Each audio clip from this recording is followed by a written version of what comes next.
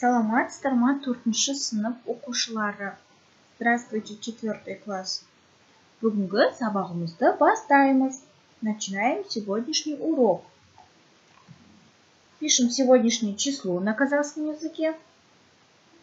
Бүгінгі күннің жадын жазамыз. Пишем класс жұмысы.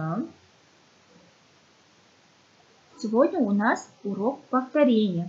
Бүгін бізде қайталау сабағы. Қайталау. Пишем.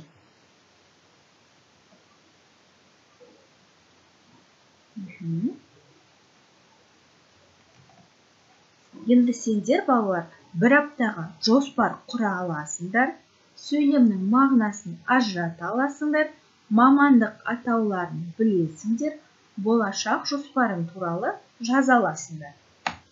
Теперь вы, ребята, умеете составить план на неделю. Вы можете различить значение предложения. Вы знаете название профессий. Вы можете написать о своих планах на будущее. Құрметті ұстаздар, сабақтың толық нұсқасын WhatsApp желісі арқылы ақылы түрде ғана ала аласыздар.